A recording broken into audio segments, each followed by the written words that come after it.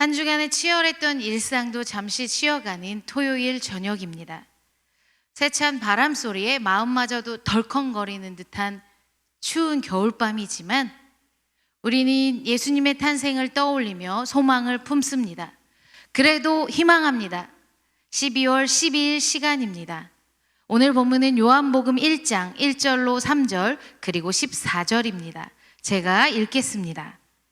태초에 말씀이 계시니라. 이 말씀이 하나님과 함께 계셨으니 이 말씀은 곧 하나님이시니라. 그가 태초에 하나님과 함께 계셨고 만물이 그로 말미암아 지은 바 되었으니 지은 것이 하나도 그가 없이는 된 것이 없느니라. 말씀이 육신이 되어 우리 가운데 거하심에 우리가 그의 영광을 보니 아버지의 독생자의 영광이요 은혜와 진리가 충만하더라. 아멘. 요한복음 1장 1절로 18절까지를 요한복음의 서문이라고 합니다. 사실 요한복음의 이 서문에 요한복음 전체 주제가 있다고 해도 과언이 아닌데요. 총 21장으로 구성된 요한복음, 이 서문만 읽어도 요한복음을 읽었다 할 수 있다고 하니 오늘 말씀 후에 우리 성도님들 서문을 읽으실 수 있기를 권면드립니다. 그럼 구체적으로 본문을 살펴보겠습니다. 1절, 태초에 말씀이 계시니라 라고 시작합니다. 여기서 말씀에 해당하는 단어는 헬라어 로고스입니다. 로고스는 헬라인들에게 이성, 사상, 언어 등의 의미를 가진 철학적 용어였습니다. 요한은 로고스란 말로 그리스도를 가리킴으로 예수님의 신성을 드러내었습니다. 뒤이어 계시니라 미완료 과거 형태로 결합합니다. 태초에 말씀이 계시니라 이 문장은 말씀이 태초부터 이미 존재하고 있었고 지속적으로 여전히 존재하고 있음을 나타냅니다. 다시 말해 요한은 우리에게 예수 그리스도를 태초부터 하나님과 함께 계셨으며 하나님과 하나이신 말씀으로 소개하고 있습니다. 또한 14절을 읽음으로 그 말씀이 육신이 된 것임을 밝힙니다.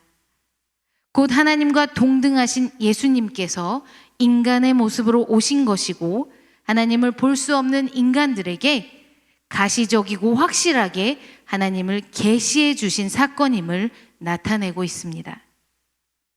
말씀 3 공동체 여러분, 그리스도의 오심을 기다리는 대림절, 이때를 어떻게 보내고 계신지요? 저는 오늘 말씀을 통하여 두 가지를 우리 성도님들이 분명하게 인지하여 고백할 수 있기를 소망합니다. 첫째, 말씀이신 주님은 창조주 하나님이십니다. 본문 1절로 3절을 새 번역으로 다시 한번 읽겠습니다. 태초에 말씀이 계셨다. 그 말씀은 하나님과 함께 계셨다. 그 말씀은 하나님이셨다. 그는 태초에 하나님과 함께 계셨다. 모든 것이 그로 말미암아 창조되었으니 그가 없이 창조된 것은 하나도 없다. 아멘. 말씀은 곧 하나님이십니다. 모든 것이 그로 말미암아 창조되었습니다. 예를 들어 어떤 물건을 조립하여 사용해 보신 적이 있으신지요? 조립 설명서가 있다면 부품들을 정확하게 자기 자리에 맞출 수 있습니다. 그런데 하나님은 조립 설명서가 없어도 우리를 정확하게 아십니다. 당연합니다. 우리를 창조하신 분 하나님이시니까요. 마태복음 10장 30절에 너희에게는 머리털까지 세신 바 되었나니 라고 기록합니다. 보이는 외모로 국한하시겠습니까? 아닙니다. 시편 139편 2절과 4절의 내용에 나의 앉고 일어섬, 나의 생각, 나의 행위, 혀의 말까지 못 알아들으심이 없이 다 아신다고 기록하고 있습니다. 겉모습뿐만 아니라 내 안의 중심도 아시는 하나님이십니다. 우리 성도님들, 어떤 상황에 계실지라도 혹여 그 상황이 당장에 어렵고 답이 보이지 않는 문제일지라도 만물을 창조하신 하나님을 바라며 기도하시기를 요청합니다.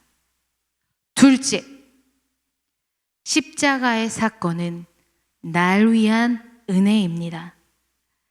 14절 독생자의 영광은 다름 아닌 말씀이 육신이 된 영광입니다.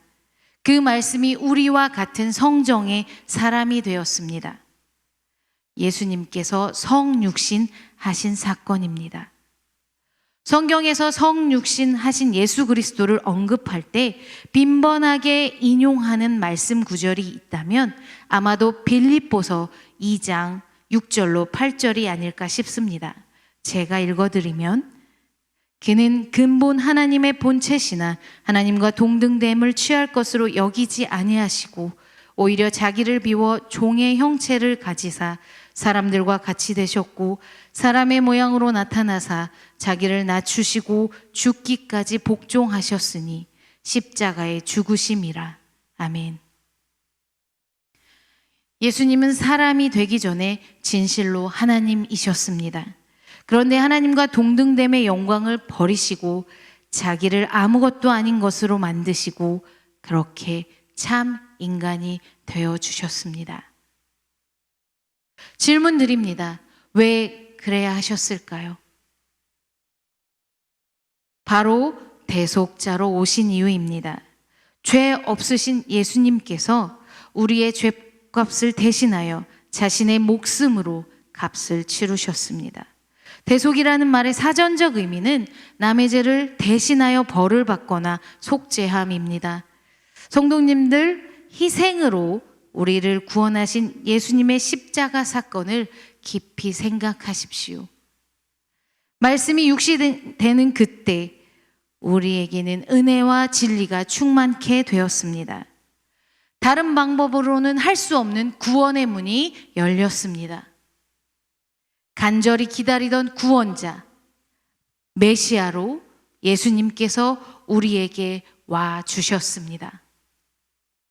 이 모든 사실이 날 위한 은혜임을 우리 성도님들 각자의 입으로 고백되어지기를 진심으로 축복합니다. 아끼는 말씀상 공동체 여러분, 2020년은 여느 때와 비교할 수 없는 안타까운 한 해였습니다. 코로나19 때문에 경제적, 심적, 육체적으로 어려운 해이기도 하였습니다. 그런 2020년도도 이제 3주 정도 남아있을 뿐입니다. 더욱이 성탄절을 기대하며 대림절의 때를 보내고 있는 지금 성도님들께 간곡히 당부드립니다. 여러분을 창조하시고 여러분의 모든 것을 아시는 창조주 하나님께 예배하십시오. 여러분을 사랑하심에 십자가를 선택하신 주님만을 높이십시오. 우리가 이렇게 인지하고 주님의 이름을 드러낼 때 하나님의 그 은혜와 영광이 우리 삶 가운데 충만케 될 것을 기대합니다. 제가 기도하겠습니다. 사랑이신 주님, 감사합니다. 성탄절을 기다리며 우리의 노력이 아닌 하나님께서 베푸시는 은혜를 고백하게 하옵소서. 하나님의 계시로 오신 예수님을 더욱 사랑하게 하옵소서. 우리의 일상에 진리의 주님과 동행하게 하옵소서. 사랑합니다. 예수 그리스도의 이름으로 기도합니다. 아멘.